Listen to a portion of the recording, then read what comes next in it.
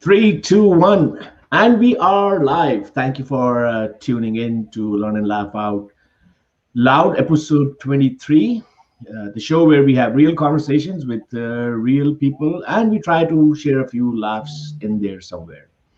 So, today in my show, I have two very special guests, co authors of this book. If you can read it, Stupid Gone Viral. The first time I heard of this book, I was like, man, I wish I had thought of this title because it's so catchy, right? Stupid Gone Viral. But you will be surprised about what this book is about, right? So it throws you off with the title, but there's so much depth. So I have the two co-authors on this show today, and we'll have a conversation on this book, what's in it, and lots of other fun stuff. So let me kill the surprise and do the big reveal. Here we go. Hi there. Hello. Hi, Samir. Hey, hi, Kathy. Hi, Bridget. Good to have you here today on the show. Now, before we get into a lot of Q and A's, I would also like to tell the audience, whoever has tuned in, if you have any questions you want to ask Kathy and Bridget about their book, please feel free to ask questions, and we'll try our best to answer those questions.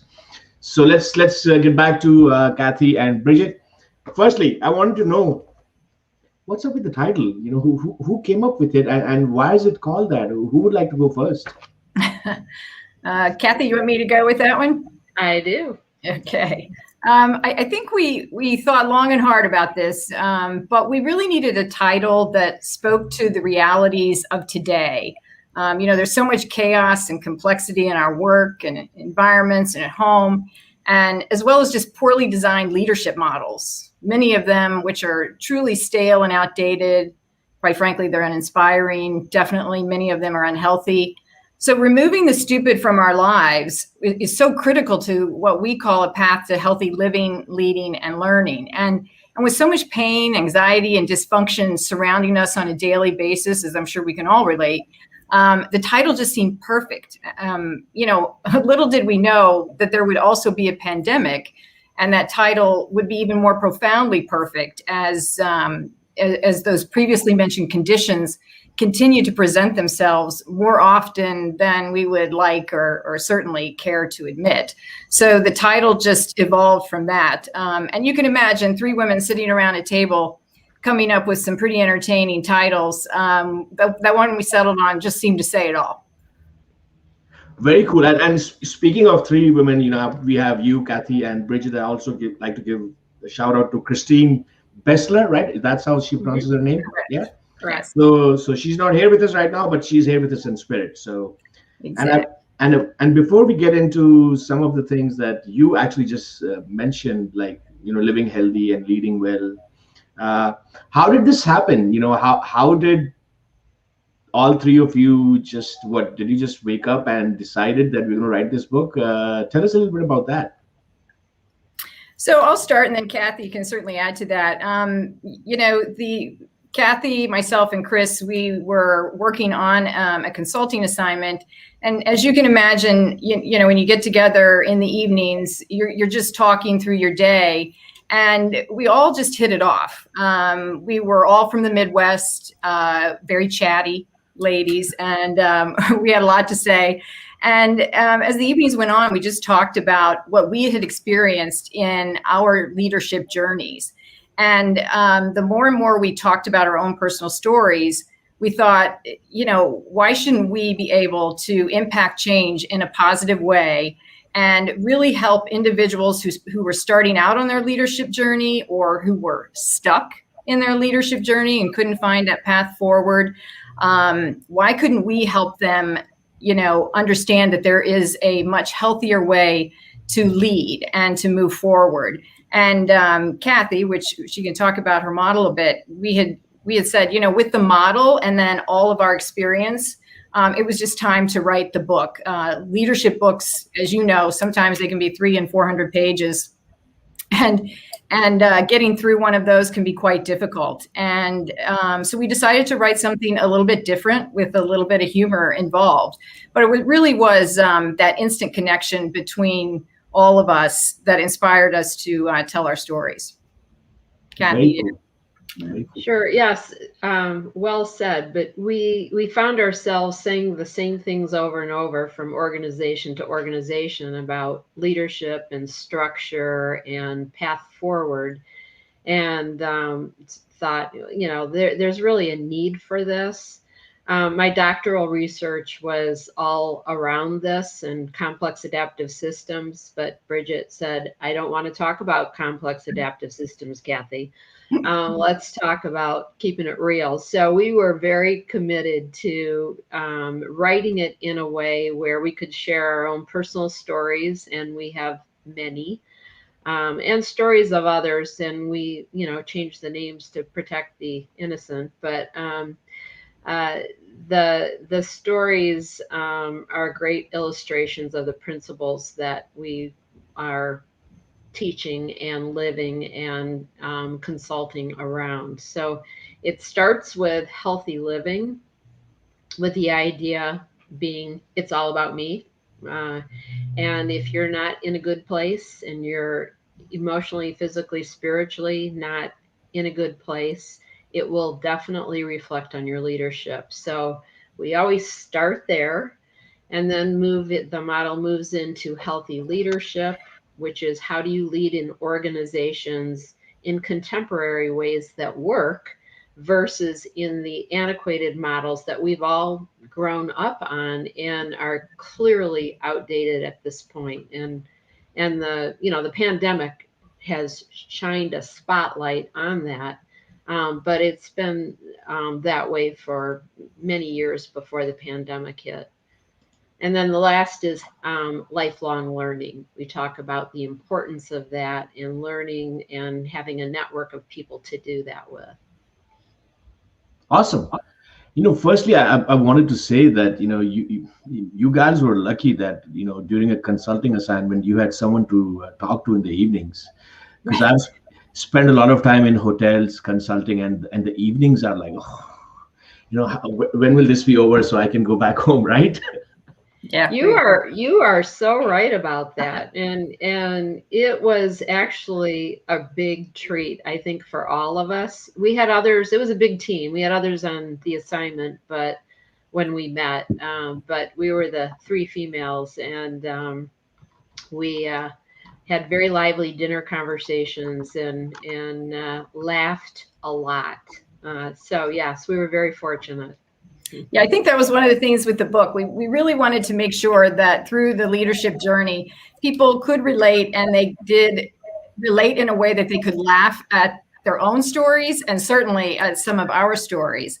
But also being helped with, at the end of each chapter, there's a self-help section. And when we were interviewing a lot of individuals for this book, that was really important to them, because they said they spend so much time in coursework or going to presentations, but really having a tool that they could follow along with and be very interactive was really important to them. So that's really been a highlight of the book. It's really been something that's allowed the community, what we call the L3 Fusion community, to engage with us. So we've really enjoyed that. Awesome. And the humor part and the fun part, that's what life is about, right? So I'm loving this conversation. And we have a few comments from the audience. Carrie, she's watching. Thank you for tuning in, Carrie. So she wrote, "I'm real, are you real?" And she had this LOL sign. So she's saying hi to both of you. So hi back, Carrie. Well, I'm back. Yes. And there are a few other people, like, this doesn't show me the names, but a few people have tuned in, so that's great. So whatever we are talking about, it's not in isolation. People out there are listening, so that's a great thing. I wanted to now build upon something that you mentioned, Bridget, and I wanted to hear, your points of view on that, and which is what this book is about also, right? So leading well, but before that, being healthy. In my experience in the corporate world, and I face this a lot with a lot of senior leadership sometimes, being really good at what they do professionally, but a lot of issues with their anger, uh, and suddenly just flipping the switch and just becoming a person that you wouldn't expect, um, which a lot of times brought the morale down, right? And I can be really specific, and this I saw more in the financial services industry than anywhere else. I don't know why that is. Maybe that's where the money lives, and everybody's really freaky about it. Um, so I just wanted to share this example, and I wanted to get both of you to talk about, living healthy. What is that all about, according to both of you, and how you have encapsulated that idea in your book? Kathy, you want to start with that one? Sure. It is so important. And I'm always amazed because I'm in health. I grew up in healthcare and my background is nursing. And I think if we can't get that in healthcare, then how can we expect other industries to pay attention to health? And healthcare is not very good with this. So we spend a lot of time, regardless of the group, on this area. And it starts with really wanting to live an authentic life, which means you have to really begin to understand yourself better and your human tendencies and your habits of thought. And we all have them. Right. And we see those played out every day in our conversations and our behaviors. And so becoming more aware of those is very important. And not to beat yourself up, but to have insight so that you can change some of your thinking, your underlying assumptions that result in this. It's critical work, and you have to go about it thoughtfully. And even one small change at a time in this area can make a very significant difference in your life. So that's a starting point. Right. We also talk about, and this is equally as important, living with intention. We live in a country where we have so many choices, and they're nuanced choices, and they're coming at us all the time. And we often just take those in and say yes, yes, yes, yes.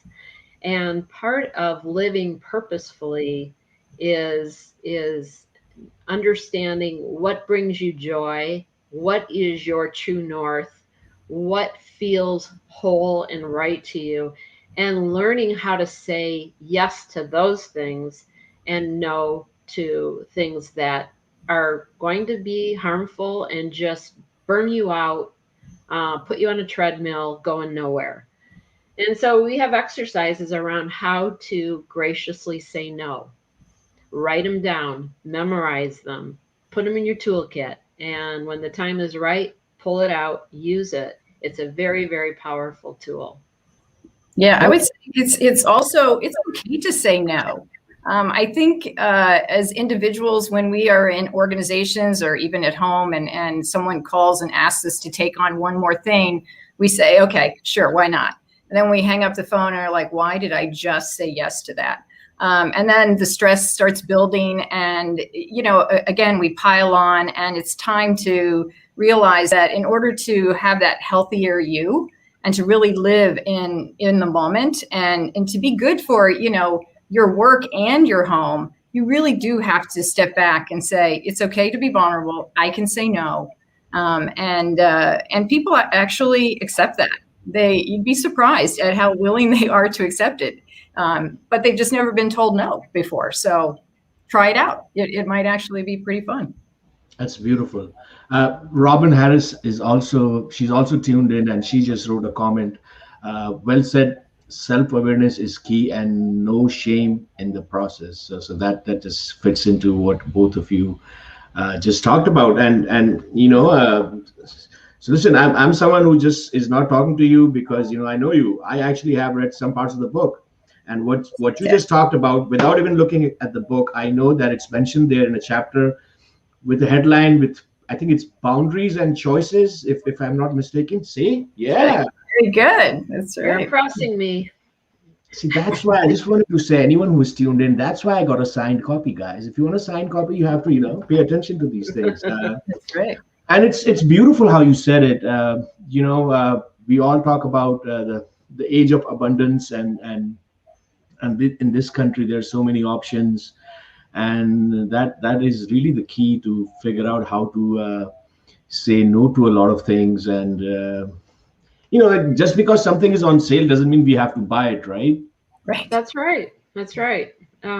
Simplifying your life can be very powerful, but that statement about shame without shame, boy, right on. Whoever wrote that, it's so easy. It's Robin Harris. She's actually not, well, she's in California, so far from me and Bridget, but not very far from you.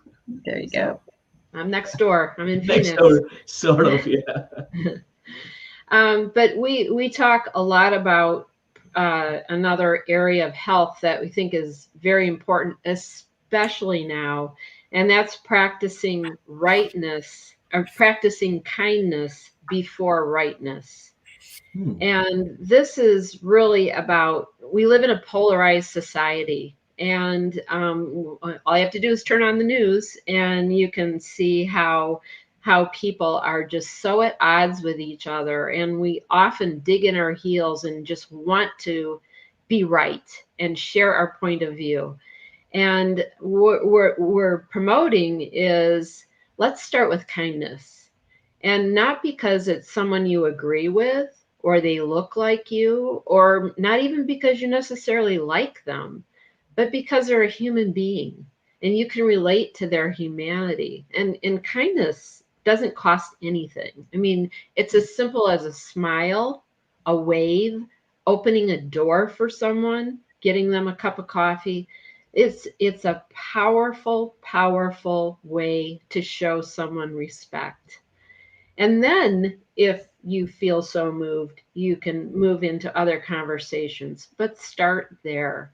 And just the fact, a recent research study on the U.S., they polled the people, about 12,000 people in the United States and participated, and they showed that we are experiencing a collective grief in our country as a result of the pandemic and all the changes. Yeah. And 12% of the adults surveyed said that they had seriously considered suicide in the past 30 days. 33% reported symptoms of anxiety or depression, and over 15% said that they had an increase in substance abuse. So just for those facts alone, let's practice kindness to each other, whether you know me or not. It's a great starting point in your personal life and in your leadership life. Yeah, and it really extends into, it can make you feel really good. It definitely makes the other person feel really good. So it's not one-sided, which is fantastic. And I think some of the things that also come with kindness is really that component of listening. Really becoming a good listener and an active listener. Quite often we can see people talking to us and they're just shaking their head, that they are not listening, right? But that's part of kindness as well. Really be in the moment, listening to the individual who's speaking with you, and chances are you're going to impact their life in a really positive way that day. Yeah, and I think a lot of us just nod their head because we've been trained that way. Then when someone is talking to you, if you nod your head, if you nod your head, they'll think that you're listening to them. But I'm so glad that you mentioned, kindness, and it doesn't cost us anything, right? But sometimes it's probably the most difficult thing to do for a lot of people. And Kathy, the facts, the statistics, the numbers you shared, even without knowing those numbers, what people have gone through in the past year, the collective grief part, that was so powerful. We have a few more comments.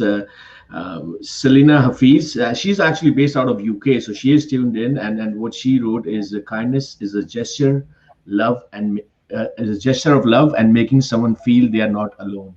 So perfect. Perfect. Thank you so much, Selena, for making that comment. I wanted to actually take that conversation, this conversation about kindness and living well and self-awareness.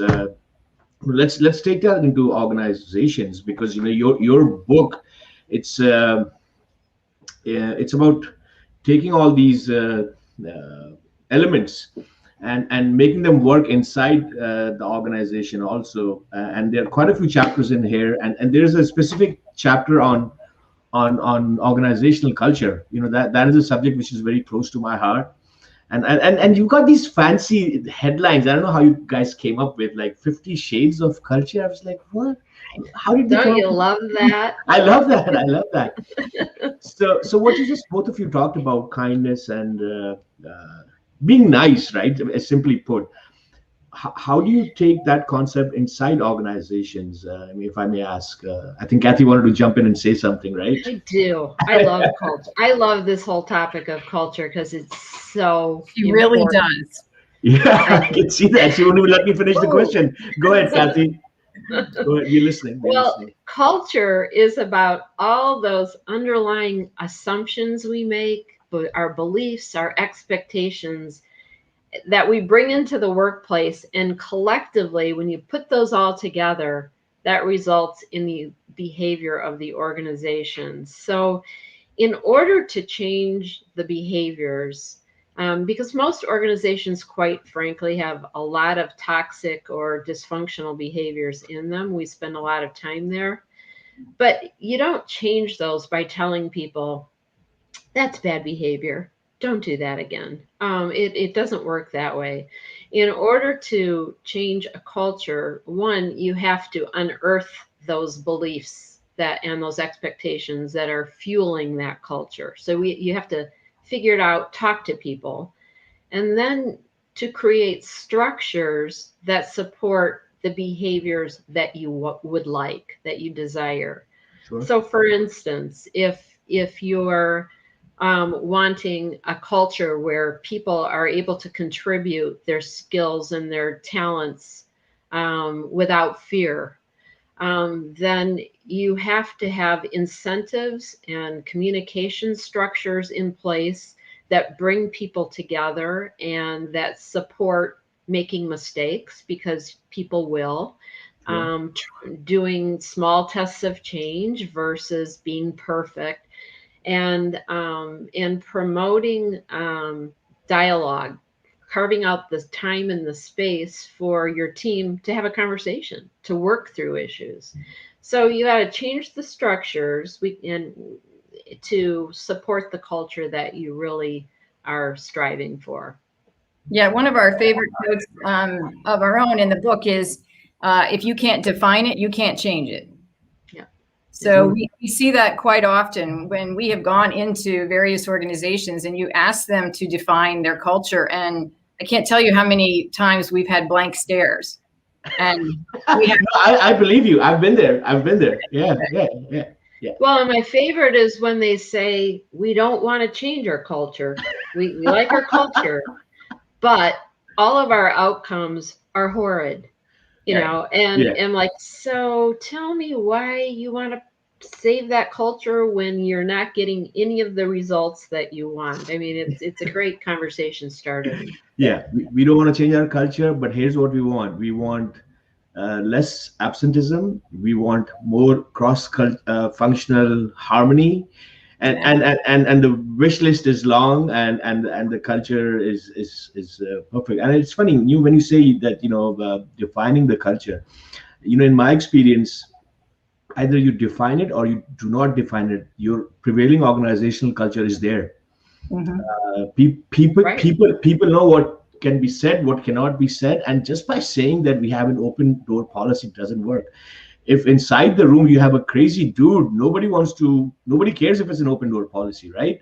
So I'm glad you touched upon this topic, and anyone who's tuned in, if you want to learn more, by the way, these guys are not paying me for this. Let me be very clear.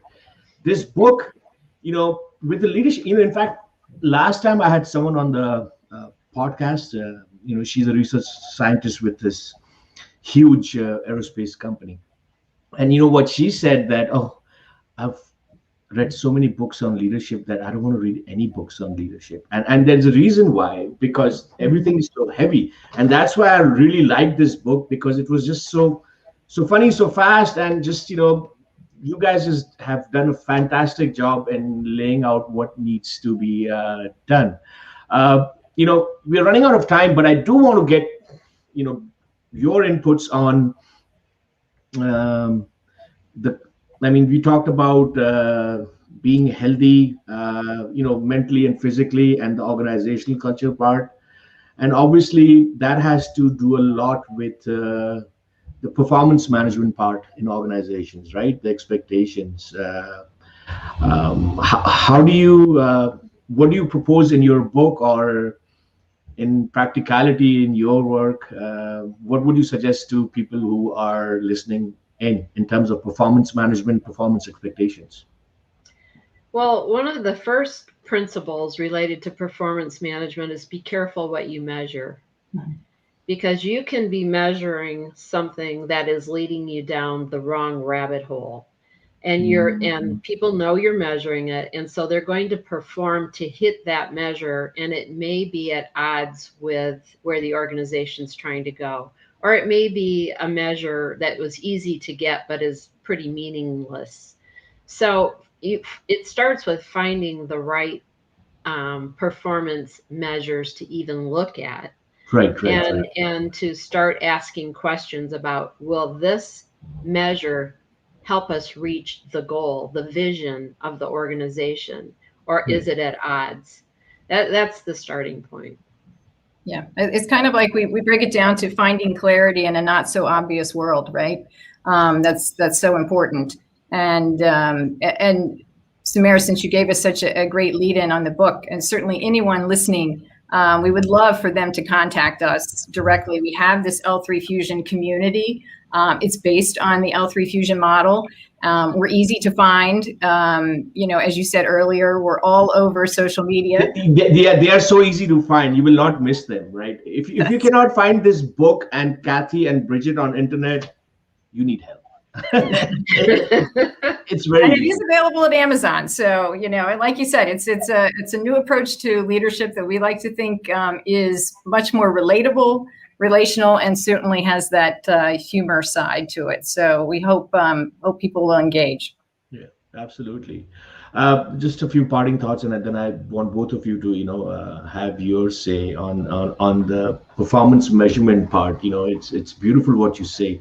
A lot of times we just end up saying, hey, you cannot manage what you cannot measure. That's fine. But complete the sentence, because a lot of times people say things like, hey, sales is a numbers game. Now, that is true. But if you are just reaching out to wrong people, it doesn't matter how huge the numbers you have. If the people you're talking to, if they are the wrong audience, you will struggle with selling anything. So great points there. Wow, awesome conversation. Before we say goodbye to both of you and goodbye to everyone who has tuned in, would you like to say a few parting words? Yeah, I would just like to say, changing the way we think, behave, and lead, which we've just talked about, is truly a journey. It's not about what others should do. It's about what you can do to make a difference. And certainly this journey is best taken with others. You never have to go it alone, and we encourage you not to go it alone. So now's your time to summon the courage to push the stupid aside and find what gives you joy and what gives you purpose. And, by the way, give yourself credit when you make progress in this journey, because we often forget to realize that it's okay to honor our improvements and our bumpy or winding road to success. So, after you leave here, think about one thing you'll do differently. And we would love for you to send us a note so we can keep encouraging you on your journey. You can find us at www.l3fusion.com and certainly reach out to us. We'd love to hear your stories, and certainly we'd love to help you along the way. Perfect. Kathy? Wow, well said, Bridget. We would like to be helpful to you on your journey and develop that, I would say, warrior spirit to come out and begin to perform, lead, live in different ways that are healthier. And our life is too short to not go there. So if we can be of assistance, or even if we can just be there to cheer you on, we are more than happy to do that. Perfect. There you go. Life is short. Don't wait too long. Reach out to Kathy and Bridget. Check out their book. The title alone is worth getting it. And I just wanted to build on that as something that both of you mentioned earlier: kindness. Right? We buy things for ourselves. So what I would suggest is, hey, get this and give it to someone else that you think needs it. That's one way of showing kindness. Lastly, thank you so much, Kathy and Bridget, for giving everyone your time. We'd love to connect soon. Thank you to everyone who tuned in, and it's goodbye from us, right?